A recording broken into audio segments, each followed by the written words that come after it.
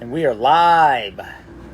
I cannot stress to you guys how many issues there are trying to do these things, thinking through them, putting information together for y'all. It has not just come natural. We do not just hop on and hope it works out. And look at this, even just down to the lighting in the back. It is it's truly a work of art on the back end, and something that that is not my natural skill. And so I appreciate y'all sticking with us. What's up, Anthony?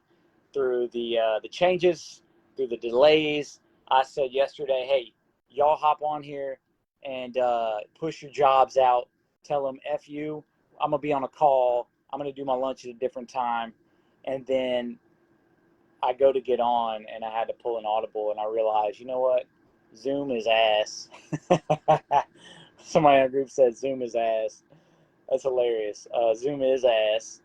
It is not ideal for what we're trying to do. What's up, Erica? I try to tag the people that had commented on the last post I did, and although I do a lot of this information every single day, and post in my lives, when it comes time to consolidating this stuff and getting it together for y'all, it isn't as easy as like I would think for myself that it would be. And so give me just a second. I'm going to get my buddy Robert on here, and we're going to go over some things. I'm going to basically interview him and ask him some questions as far as the different bullet points that I had covered.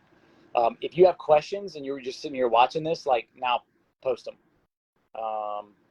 As far as automating, as far as like tedious tasks, what slows you down, what processes do you keep doing over and over and over again that you shouldn't have to keep doing over and over again?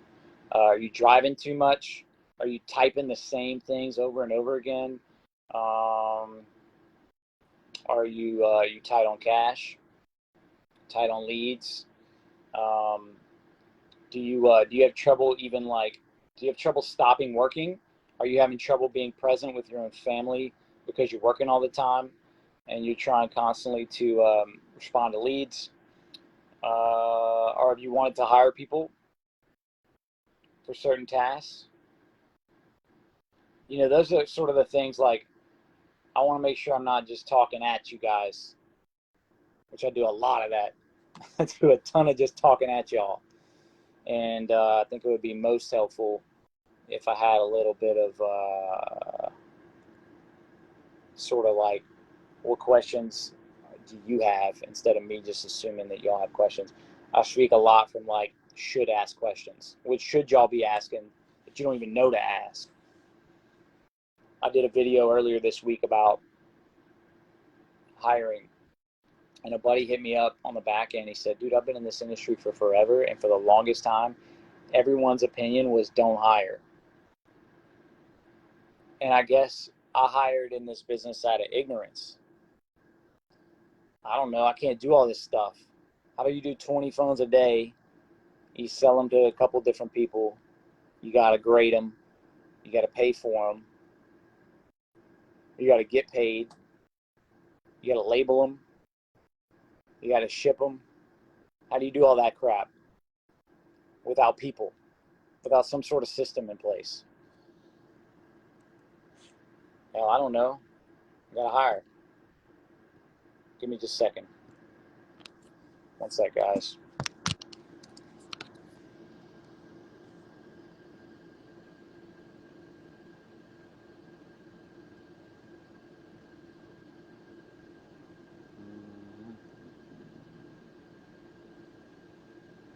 Allow viewers to join you as a guest.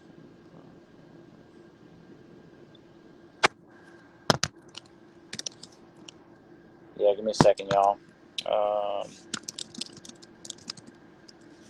Yeah, there you go. Approve. Send invite. Yeah, I'm battling, like I said earlier, through the technology stuff. Hey, Sherman, you say Sherman or Sure Nerd? What's that about? Josh Lopez, Junior Franco, what's up, guys? Hey, what's up, man? What's up, Jeff? How are you doing? My man. Good, good.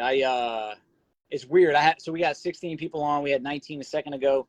But when I go to invite people, it's like it doesn't. It showed me 3 of the 19 that we had on, and it wouldn't allow me to invite you. So it wasn't until you requested that I approved you. So I really appreciate you being better at technology than me because, yeah, in a weird situation. Cool, man. So out of 20 people, I asked them a bunch of good questions about what they need help with instead of just like us and me talking at them. I've gotten, I think, 0 questions so far. I think 0. So we're almost, anytime we get to like 1, we'll be cooking. But how you doing, man? We can go a little bit with the questions we have got from people that program so far. Let me my side muted.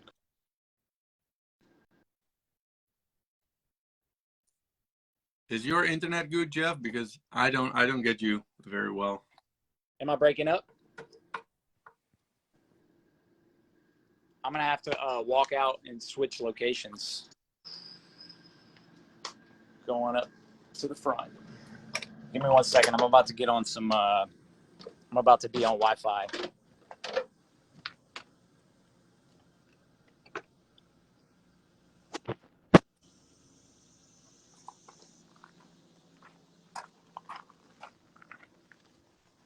Can you hear me now? Yeah, I can hear you better. Is that better?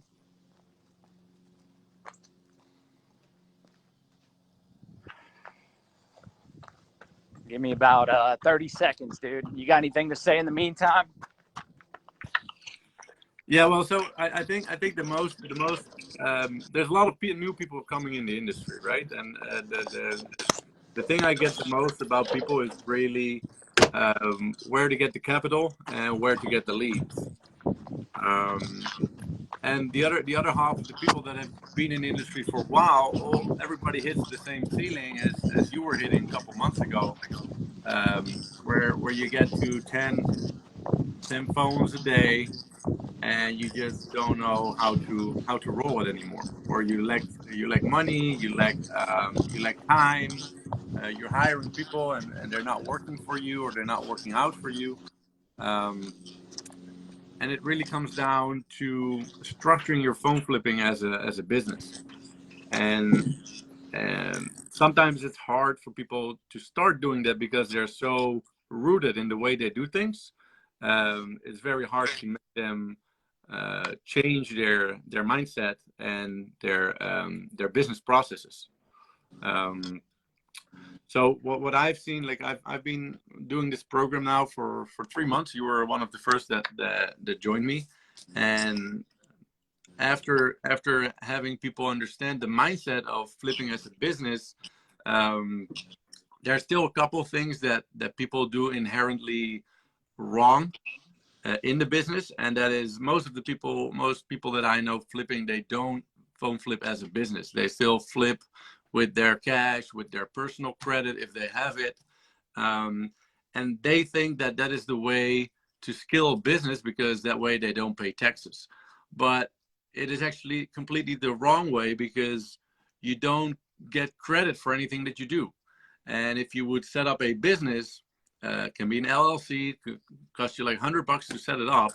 It allows you to get a business account. It allows you to get a Zelle business account. It allows you to send Zelles up to 10, 15K a day. You create a history on your bank account. You're going to qualify for business credit. You're going to qualify for business loans. You don't have to loan money from loan sharks or other people in the industry that charge you 10 or 20% a month. So if you want to get ahead in phone flipping, if you really want to take it seriously, the first thing you should do is start a business and set it up the right way. Make all your expenses with your business, run it all over your bank accounts. Try to avoid as much cash as you can. There's ways you cash people out without having to take cash out of your business bank account yourself. That's why you work with phone repair shops. That's why you work with extensions of your business that are cash rich. But your goal is to get as much money from your buyers via wire and pay as many as of your suppliers, your phone suppliers, which are sellers, can be street sellers, can be people that pick up phones for you, can be people that have repair shops that are drop-off locations. Pay them by Zelle, pay them by wire, pay them everything which is on paper will help you further as soon as you start like trying to get credit, loans, and business credit and business loans are so much cooler than personal credit and personal loans. So once you start to get volume and you bring your phones to Apple, which I think everybody should do, if you're not bringing your scratched grade C and your aftermarket grade Ds to Apple, you're just missing out. If you're wait. What are you talking about? So if you have grade C phones that are scratched but not cracked, or you have grade D phones that are aftermarket screens but they look good, you can trade those in with Apple and you get full trade-in value. And then if every of your coupons you get per trade-in you use with your business credit card and you buy new phones, then you sell those new phones to your direct buyers, you get that money back in your bank, and you got 30 days to pay your credit cards. So you got you pay a $200 phone on the street, you get that $300 or $400 trade-in. You buy $1,000 phone, you put $600 on your card, and now you get like $900 or $950 from your direct buyer. So all that difference is free money you got from your credit, and you get to use it for 30 days until your credit card is due. And so I discussed it in the book. I put on Amazon, phone trading as a business, I think it's called, or as a pro. You can do this with personal credit cards, but once you start doing this with business credit cards, it becomes way more fun. Look, this is why you got to get on these calls, y'all. I'm tripping. Look at this 12 Pro Max scratch screen, $600. You cash out at what, 90%? Or you rebuy at the store, one way or the other. But let's say you're cashing it out at 90% just for simplicity's sake. I give it an 85. That's lame, but even still, that's over $500. No, but you don't sell your trading coupons. You use them. No, I got you. I'm just saying for like math and simplicity's sake, let's say you did trade it in. Mm-hmm. Yeah, you're still getting an extra $65 on a 12 Pro Max, even if you're only getting 85% of value on that card. Yeah, but it's not. You're saying that's the worst way to do it. So you're saying, can you give the math on a trade-in that you're talking about, where you actually you buy another phone in store? You have to pull out your price list. But if you look at a grade C or a grade D, yeah, you look what a direct buyer pays, and then you go to Apple on the trade-in website. And you see what they do as an up to trade-in value. You can get the up to value as long as the screen is not cracked. As soon as it's a C with a cracked screen, they do a deduction, and it's no longer, it's a lot less interesting. But let's say it's a grade C with just a scratch, or a grade D, which is in good condition, but it's an aftermarket screen. So not a bent housing or not a broken LCD, but an aftermarket, for which the direct buyer would pay you grade D. So some pay grade C as well, but you not only get and then you trade this in. You use the coupon to buy a new in-box phone, and that new in-box phone you sell to your direct buyer. So not only do you get 20, 30, 50, or $60 more, you also get the difference between what the direct buyer would have paid for your grade C and the new in-box. You get that from your credit. So you can use that $400, $500, $600 extra to flip for the rest of the month as your trading capital, as your working capital. All you got to do is okay, but hold on. Like, I get what you're saying. But like, and I'm very good at math, and because the math is so unclear to me in these situations, I've done this 0 times. Mm-hmm. So let's say I got a 12 Pro Max. Instead of getting $450 I'm going to get $600 with Apple, and that's trade-in credit. Are they going to trade me? Are they going to give me the tax difference also? You No, know what I'm saying? this is trade-in credit. Then when you buy a new phone, a new in-box phone, you pay the store price plus the tax minus the credit. Yeah. Well, like from what I've understood, like some states where it works is like, let's say you have an $1,100 phone, you're paying that whole $1,100. In some states, you're paying just the difference. So you're paying, you're paying $500 plus $50 in tax. Let's just say for simplicity, as opposed to $500 plus $110. That's what I never knew, and that's what always threw me off. I just need to go. I'm just gonna go ahead and do one. We can after the call we can do an example from with live prices and put it in the group. But check it out. Like no.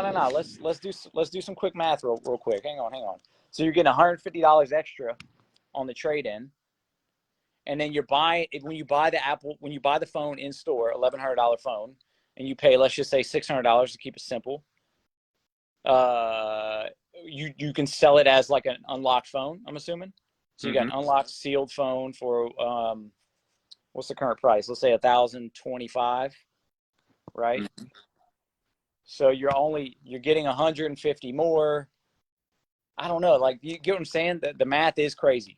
So you're gonna have to, we're gonna have to do this either after the call or someone's gonna have to make this more simple for me, because as good as I am at math, like I'm already out. Look, there's two things to this trick. One, you get away with Apple with sometimes scratches, sometimes aftermarket, sometimes broken Face ID, sometimes broken SIM, sometimes broken Wi-Fi. The main deductions, most of them you can get away with. If you have a broken glass, broken back, or a broken screen, it's not a good deal. Okay. The second thing, and that is what makes this most interesting, is you put the difference with your credit card, and you got 30 days to pay it back. So as long as you pay this back on time, it doesn't cost you anything, but you have more working capital. And even though if it's not profitable, you shouldn't do it. So you know in advance how much your direct buyer is going to pay for the new in-box, and how much they're going to pay for the damaged device you have in your hands. And if it's not worth it, you shouldn't do it. But there's a lot of occasions where it is worth it. A lot of occasions where it might be the same, but you would do it for the extra working capital for 30 days. And if you look at the season, the new release season, where the phones are really limited and direct buyers pay on top of the retail price, so it becomes extra interesting. So, anyways, before you walk into the Apple store, you can do the math. It's a simple calculation. It is not simple. Well, I build an Excel sheet at the day, so I just have to fill in two numbers, and I know if it's profitable or not. I don't do it out of my head. Okay, got it. So yeah, we're not putting the math up and the math down. It's the principle comes from manufacturer spending. So the principle of manufacturer spending is you buy a good deal in a supermarket or at the Walmart or at the or wherever with your credit card at a super low price. You wait until the price goes back up again and you sell it for regular retail value. And basically spending money. And the time that you have left on your credit card before the due date, you can use that money to run your business. And right. if you get an extra $600 per phone, you can do 5 phones per day at Apple. So if you get an extra $400, $500, $600, it's $2-3 grand a day that you can keep for a whole month. If you don't know how to make money with that, you're in the wrong business. Yeah. So, but there's a lot of people that say that they don't have enough money to flip, and that's just because they don't know how to use credit.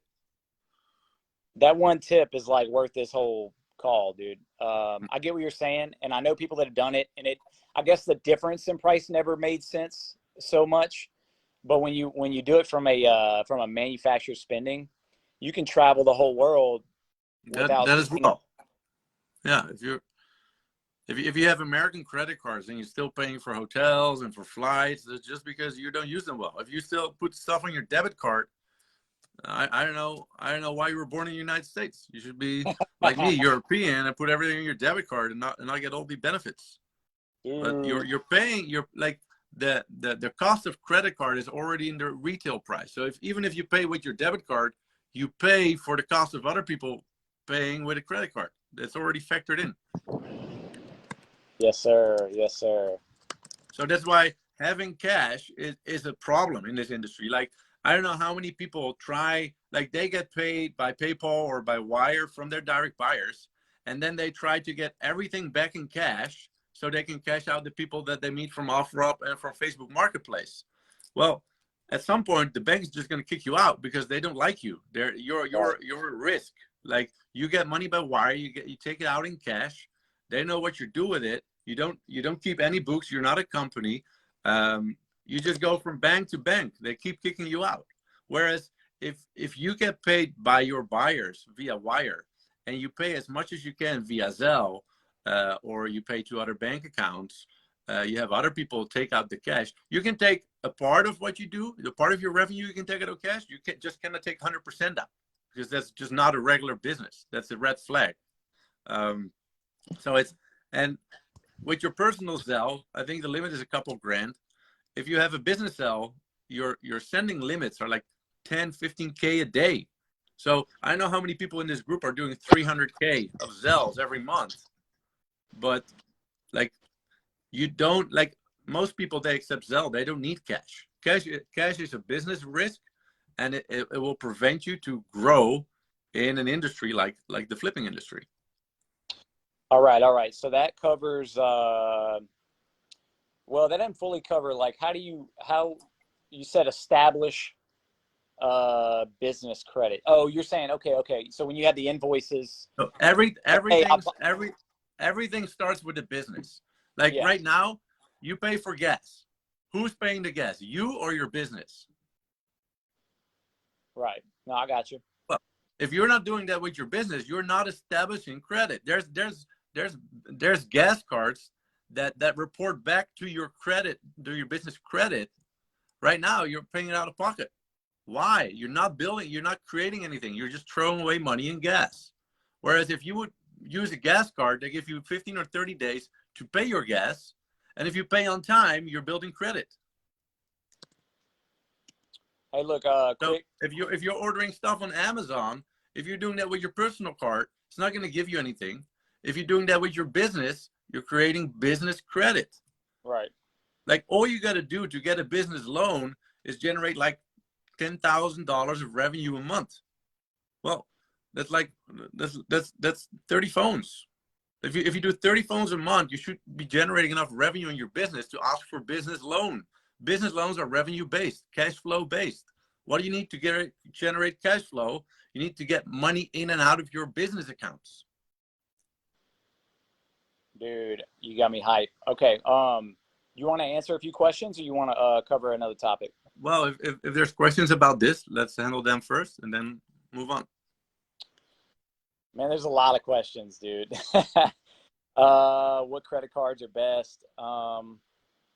Man, I haven't done the whole like credit card hop thing in a while, but there's several cards that have 2% cash back. I like those. I like Amex, because Amex is a no limit card. They automatically adjust your limit based on your cash flow. So right. The more you use it every month, they up your limits. That's super interesting. That's the charge cards. Is that what you're talking about? Like where you got to pay it back in 30 days though? Yeah, but like there's like you shouldn't have, like, most of these cards, they give the best benefits for the first couple of grand. Those are personal cards. Business cards are a little bit different. Yeah. It also depends on the bank accounts you use. Some credit cards go better. Like I'm actually adding some chapters in the course next week that I try to put this all together, because it's easy, but it's not, or it's simple, but it's easy, but it's not simple. You gotta do everything in a certain way to build everything up properly. You're not gonna open an LC tomorrow, get accepted for all the cards, and get business credit. There's certain steps that you gotta take, and it's something you gotta do over the course of 3, 4, 5, 6 months to really get like 50, 100K business credit. Yeah. All right. I'm gonna NerdWallet has a lot of good recommendations, and so I'll post that. I don't have any sort of like affiliation to any of this stuff, but NerdWallet's where I used to go when I was shopping around for best rewards rate. So yeah, like Wells Fargo has a 2%, City Cash Card, they have a 1 to 2%. I think it's, But the most yeah, important thing is before you apply for credit cards is establishing business credit, and that's something different. It is there's no. credit I'm just bureaus. going on people asking. They were asking that question, like what credit card. So I'm just throwing that out there. But like Mm-hmm. you're saying, you need to get this thing established to where you're actually you have proof of purchases and all that good stuff. And the cool thing about phones is you can buy. It's silly in a way because you could buy $500,000 worth of phones and only make 20, 30 grand if you're not that profitable. But to the bank, they're like, wow, this guy did 500 grand. And so then they're going to base their lines and their limits based on what you're doing. That's huge.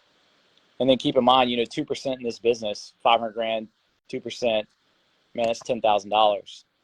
And so if you were you could rack that sort of volume up at Apple all day long, especially if you had like if you figure out, okay, what are your numbers? What are you looking at? You could use this like Robert's saying as you could start direct buying essentially, and let's say you're making $20 a phone, but then you're setting yourself up in the future. You're setting up like a big tidal wave in the near future. Dude, yes, man, we got a lot of good comments, a lot of good questions. Were you saying you wanted to, guys? I'm trying to post the link to NerdWallet, but honestly, you're just gonna have to go and look up best credit cards yourself because I think it's too much of a link. It's like insane length, and I know I can shorten it, but I'm not going to. So, do you want me to answer some more questions, or you want to move on and answer them at the end? What do you think? Yeah, we can. DNB is a dunce and DNB. Go to dnb.com, Erica. It's like credit report for businesses. So it's like the man, I always forget all these names. It's where companies report you if you default on payments. So if what you're gonna do is you're gonna actually order and pay with cards, especially with companies that are going to report also if you not default. So a lot of companies, they only report when you default, and some companies they report when you make on-time payments. And these are the companies that you're going to start with getting your gas card, getting your supplies, getting all these things, because they're going to report all your on-time payments, and that's what you're going to need when you want to build business credit. And DNB is one of them. Dun and Bradstreet. All right. Bradstreet. So I see a lot of questions about leads and about ads. So there's just a lot of questions about a lot of things. So I don't know. It'll be in a random direction that those are covered. So no. I think the biggest misunderstanding, like I have a marketing background, and when I see people talking about leads, especially when they do ads, they start comparing their results based on cost per lead and how many leads they got. But nobody talks about conversions. And that is because the way they deal with their leads, they don't track conversions. And even if they do track their conversions, they don't report it back to Facebook. So Facebook and like all the big ad platforms, they're really advanced. You tell them who you want to reach, and they will find these people for you. The problem is if you run ads with an ad objective of starting messages or clicking a link, that's what you're going to get. You're going to get people that start a conversation or that click a link. But Facebook is under no obligation to send you a person that actually converts into a client. And also they're not able to do so because they don't understand your business. And if they send you traffic, you never let them know who of those people converted into a client. So you can never optimize your campaign. So instead of comparing the metric of a cost per lead or cost per click, people should really start looking at a cost per conversion. And to manage cost per conversions, you need either a very good Facebook bot, something you can build with ManyChat, or you need a website, one that I'm offering to people. And that's also why that website is so important to start, because if you don't have a properly set up website, you cannot track conversions and you cannot report conversions back to Facebook. So what happens? You spend money, your only metric is how much you paid per lead, and out of 10 leads, how like you know, Jeff, like you pay between $3 and $5 a lead. If you get 10 leads, how many of these people convert? How many of these people you end up meeting? That was two questions, but we'll say 0.5 to 1. So half a person to one actual whole person. Per 10, right? So your let's say your cost per lead is $3. Right. Keep it on the low. You're gonna convert 1. That means that your cost per conversion is $30, right? Yep. The other 9 people, what do you do with those? Because those are people that showed interest. They clicked your ad. They started a conversation. They never converted. Mm-hmm. Do you ever follow up with them? Yeah, follow up with those people periodically. Say, I don't How have do you do that? Manually? Yeah. Okay. Yeah. So there's something it's called an audience, and it's called retargeting. So what you should be doing, if you had a website and these people go to your website, if they don't convert, you put them to an audience.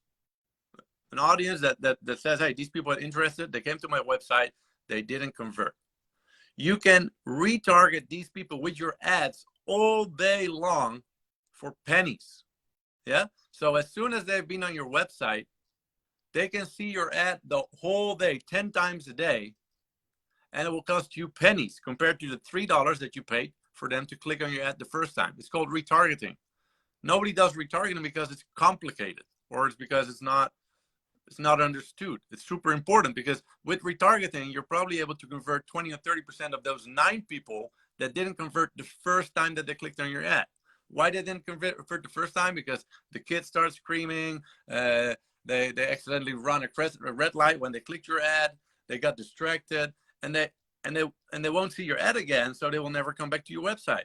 But if they showed interest the first time, they should be seeing your ad until they convert, or until 10 or 20 or 30 days, they just won't convert, and then you stop retargeting them, right? It's super important element of running ads. Nobody does it. So everybody depends on how lucky they are with their conversions after the first click. And that's not running a marketing strategies. That's gambling. It's just, you can be lucky or you can not be lucky. And then the final thing is, if that person converts, you can tell Facebook, like, hey, out of all these people that you sent me last week, all these people converted. So now you create a new audience. This is the audience that converted.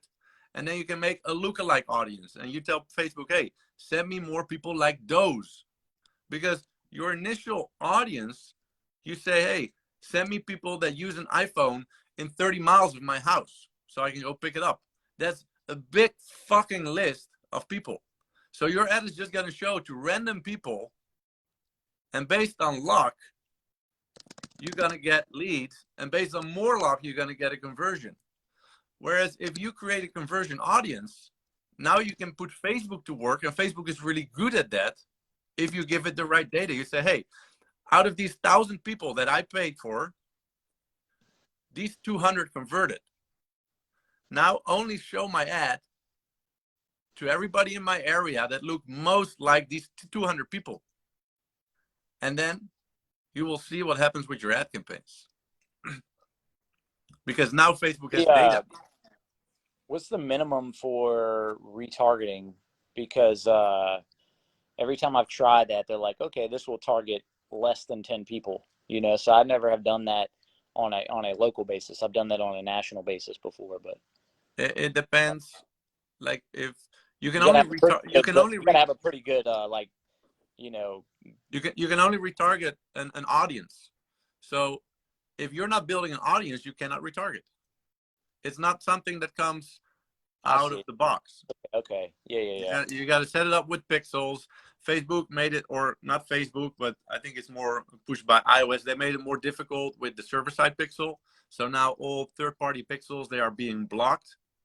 So if you have a Facebook pixel and a Google pixel on your website, ad blockers block them, iOS is blocking it. So it becomes very hard to build audiences. Right now, you got to do it with the conversion API. That means you got to you put a pixel, first party pixel, which is a pixel on your own domain. You send all the events, you send them to your server, and from your server, you're going to send them to Facebook.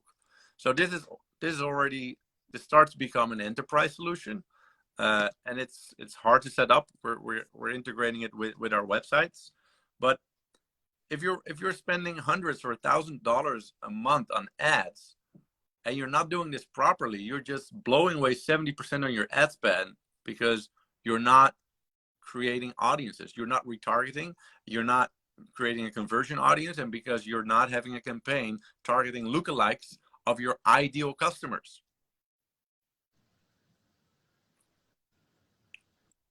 Got it.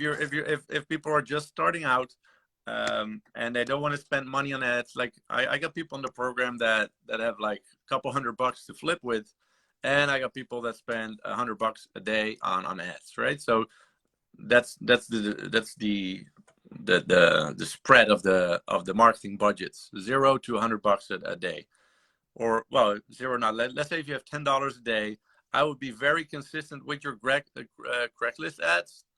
$3 a day. If it's not busy in your city, you can, after 10 days, you can start like scaling that down to like a couple times a week, as long as you're keeping the real estate of your city. Like these ads expire only after 30 days. So if nobody else is doing it, you can probably get away with doing 10 posts a month. If a lot of people are doing it, you want to start posting daily or maybe multiple times a day. Then I got a question for you. By the way, you convinced me to do Facebook Craigslist ads, and that has made me like well over 50 grand, that alone. Yeah, just in the past week, I think $2,500 just from Craigslist. So don't sleep on Craigslist. It feels bad because you don't get a lot of leads, but sometimes the leads that you do get are insane. I don't know why. I don't know what it is, but Craigslist is like it's not because on Craigslist is like the alley of marketplaces, right? It's like the shady alleys where people, you don't put a lot of stuff on a Craigslist if you're a one-time seller. Those days are over.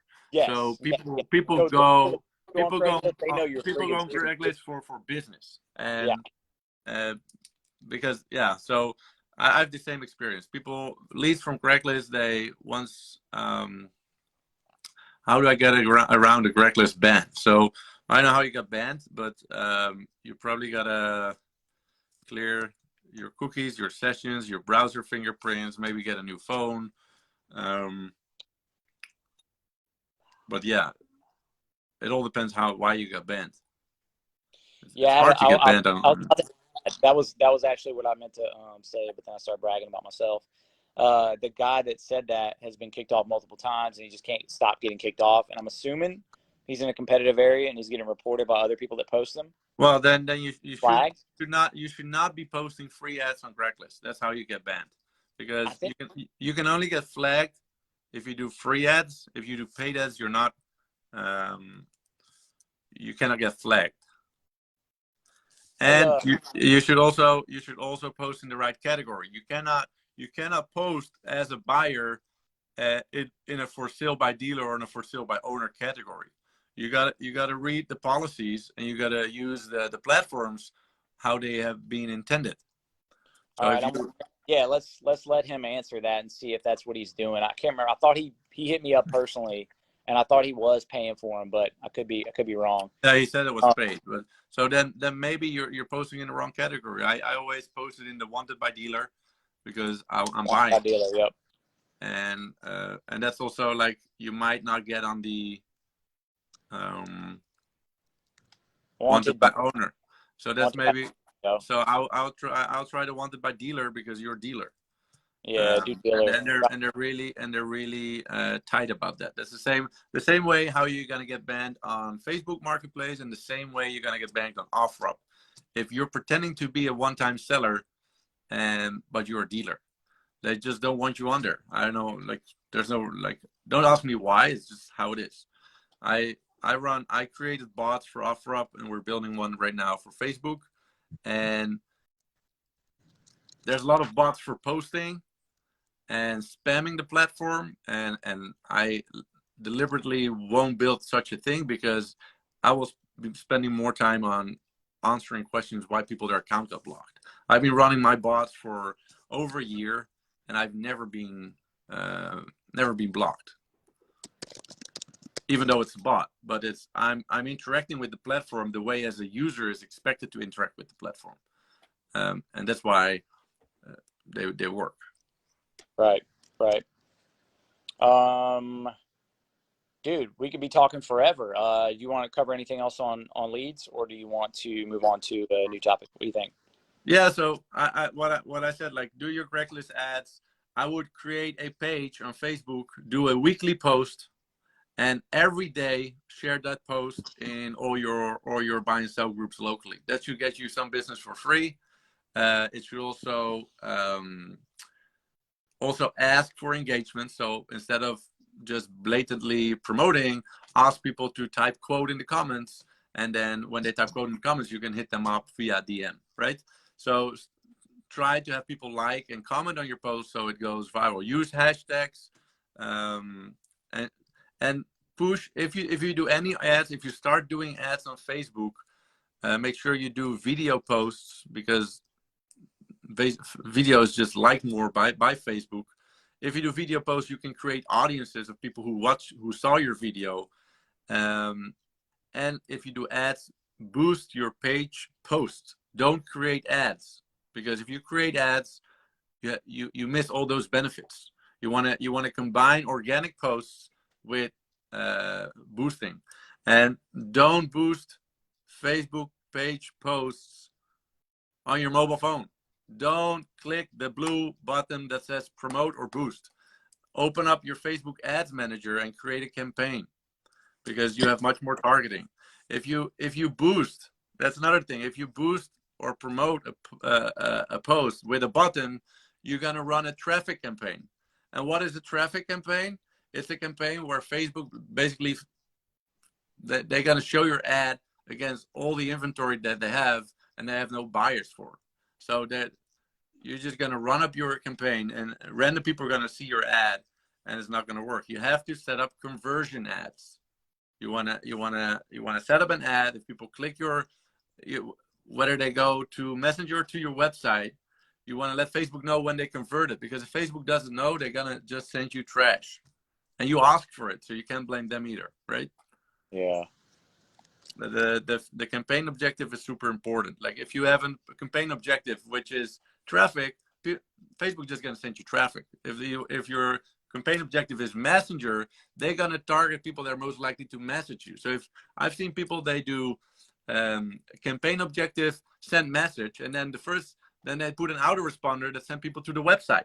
Well, that's nobody who Facebook knows who is more likely to respond by message and who's more likely to go to your website. So if you want people to go to your website, choose the campaign objective, website visits, right? Yeah. But always set up conversion. Like, if you don't know what's conversion, or you don't know how to set it up, have somebody run your ads that does know, but make sure they do know, because I've seen a lot of people run ads and they still brag about their cost per lead, and that's really relevant. Okay. Fired up. Fire it up. Let's go. Fired up. I like this. I like this advice. That's a whole different call. That's one that I've been bugging you to do, because that's very different and counter to the rest of the way that the entire world's doing it. And so that could be. It sounds so absurd that I think it could just work. It's not absurd. I know it's not absurd. I know what you're saying checks out. Like you said, the post will continue to have value and organic authority, as opposed to an ad that just disappears. They're like, oh, well, screw you, pay me. And so I think that's freaking brilliant. Someone asked a question about hiring, and they asked what tasks that like what convinced me to bite the bullet. What tasks did I hire out first? This is stuff that I've made videos about, and I'm happy to share that. But I'd like to ask you what you first like. What made you hire? Like, what was your breaking point? And we'll start there. So I think maybe other people don't, but my previous two businesses were business process outsourcing, where I hired people in the Philippines and I sold them to American, Australian, and Canadian companies. And from the business, I moved away because I got frustrated by my clients that tried to outsource stuff that they didn't understand. And that's just not what you outsource. Outsourcing is something you start doing when you get too busy doing stuff. Yeah. But you got to understand what you're doing. So I moved away from that into business process automation. So I said, okay, I'm going to focus on all the business processes that don't need human intelligence, business processes that can be automated. Because that way, I don't have to deal with employees, and my market is I'm more scalable. So if people ask me when and what should I outsource, I first of all, you got to do everything yourself, right? You if you don't understand something, you either learn it or you hire somebody to do it. But hiring somebody and outsourcing something to somebody is completely different, because when you don't know how you do something, you have to hire an expert. Yeah, somebody that you could say, hey, I want this to happen. I don't know how to do it. Make it happen. That's when you hire an expert. Outsourcing, especially to the Philippines, where you pay $5 or $4 or $3 an hour, depending where you get them and how you get them. These people, all they're gonna do is exactly what you tell them to do. You should, like, they are able to do certain things that machines cannot do, like they can recognize, they can, but they don't understand your business, and they're never going to understand it the way that you do, right? So, for me, outsourcing or business process is a 1-2 step. First, you do it yourself, then you see everything, what you can automate, and that's what I do with my platform. So if I look at, for example, OfferUp, my initial outreach, I can automate. I have a bot that looks for listings for new phones all day, every day. And as soon as it finds a new listing, it sends my initial messages, right? That can be automated. What can be outsourced is replying to those messages, because a bot is not going to close a lead, right? But you can give somebody a script that they can follow up on something. Then the next thing is like, hey, I can, when I got all my phones, I can go manually through all these price sheets, look up all the prices, or I can automate that. Yeah. What I might not be able to automate is the contact with my buyers. So for that, at first I do it myself. I think certain things as a business owner, you keep doing yourself, and other things you might be able to outsource. Like, for example, at some point, I didn't want to go to the Apple store anymore every day, stand in line for 2 hours for 5 phones. My time was too valuable to do that. So I outsourced it to somebody that charged me $15 an hour, right? So at some point, I don't want to monitor my ads anymore every day, because sometimes I'm busy with other things, or I have a day off. So I outsource that remote. So I can have somebody in the Philippines that's like, hey, I want you to every day, I want you to check this, and this. I don't want to be dealing anymore with my inbox. I'm not, per definition, I'm not talking to one-time sellers. I spend my time on either regulars, or I spend my time on direct buyers, or I spend my time on creating more drop-off locations. So when do you first try to automate, because the biggest advantage of automating is that you don't have to put people on the payroll, you don't have sick days, you don't have to teach anybody. Once it works, and it never sleeps, right? That's the best thing about automation. As soon as there's there needs to be a human involved, then you got to just think like, what is my time worth? What is this bringing to the table? How much would this potentially earn me an hour? And what am I making? So what is my hour worth? So if and I think you should do this in your entire life, like not only with your business. Like if you're making $50 an hour, but you can get a cleaning lady for $25 an hour, you should never be cleaning your own house. Yeah. Yep. Because why would you clean for 2 hours to save $50? If you have worked those 2 hours, you can make 100. You must really like cleaning if you're going to clean your own house, because you're actually paying for it. Right. You know, and that's the same thing with outsourcing. Like, when do you outsource this? Well, first of all, if you don't want to do something anymore, when you really fucking hate to do it, you outsource it. Or if you can do other things that make you more money, you outsource it. You cannot do everything yourself, but the vital decision-making tasks in your business should be done by you. But if you can take out 50% of your time because you automated it, and then you can take out another 25% of the stuff, the boring stuff, but that's repetitive, it can be taught to somebody. You can basically write down in a document, like, first you do this, then you do this, then you do this, then you do this, and then you start over again. And you do that all day long. You do it from 9 to 5, right? Right. That is a teachable process. If something can be taught, you can outsource it. But to outsource it, you first must be able to teach it. And to teach it, you first must be able to know it. If not, you should hire somebody that knows. And that's not going to be done in the Philippines. And that's not going to be done for $5 an hour. So, yeah, you should really start taking the helicopter view of your business. It's like, hey, what is something that only I can do? And what's something that my 12-year-old kid could do? Or somebody across the world behind a computer, as long as I show them 3 times and the 4th time they're on their own. And that's really like, yeah, outsourcing is a great tool if you know how to use it. But if you're going to drop work on people that don't know what you want from them, and you don't know how to explain it, and they don't know what they need to do, you're going to burn out really fast with outsourcing. Right.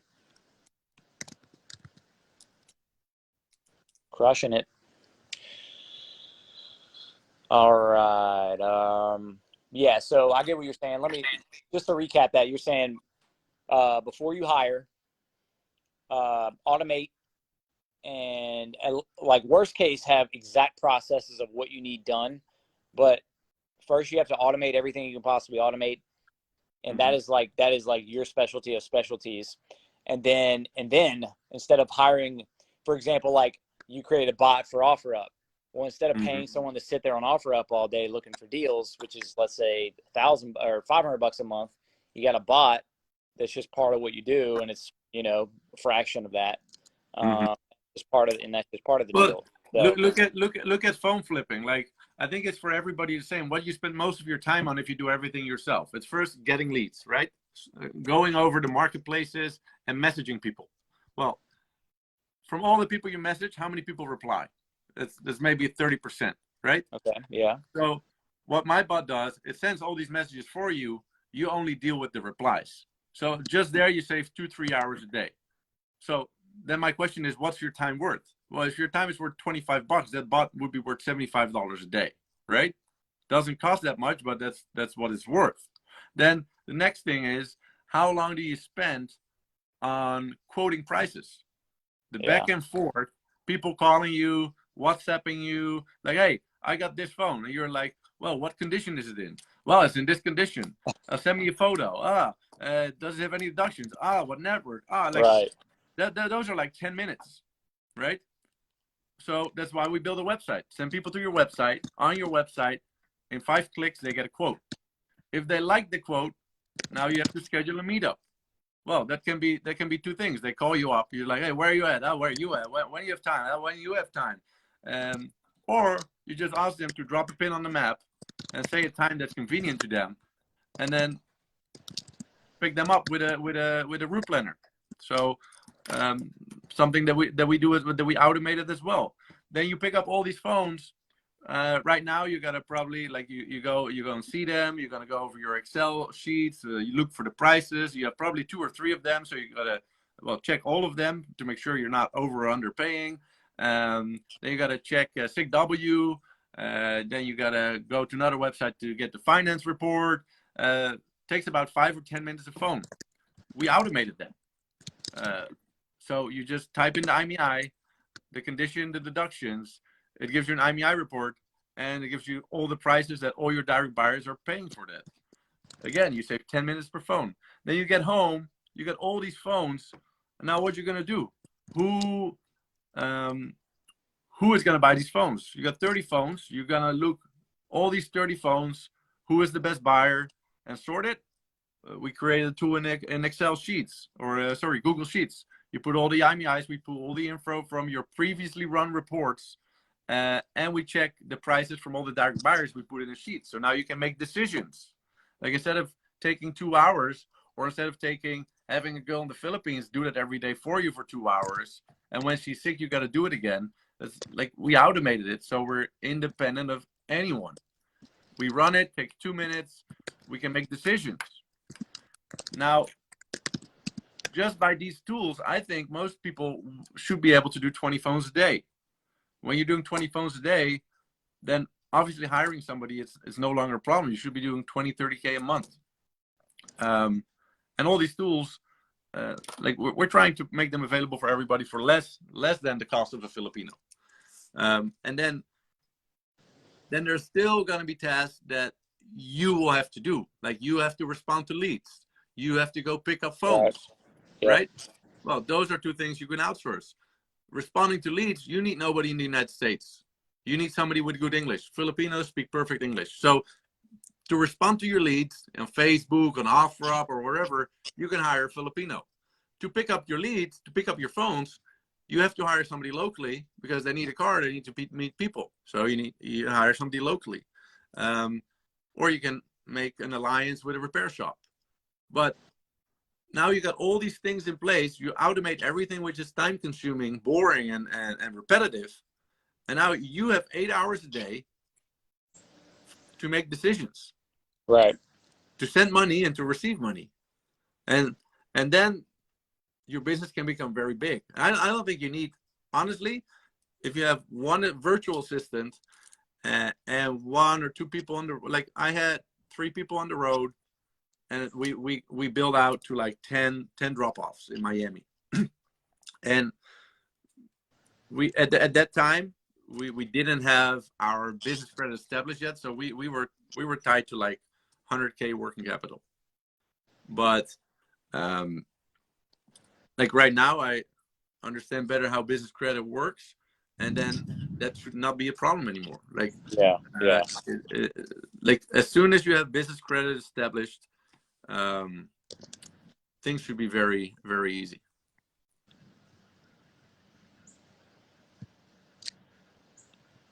Cool, man. You know, it's I think that covers it for today for me.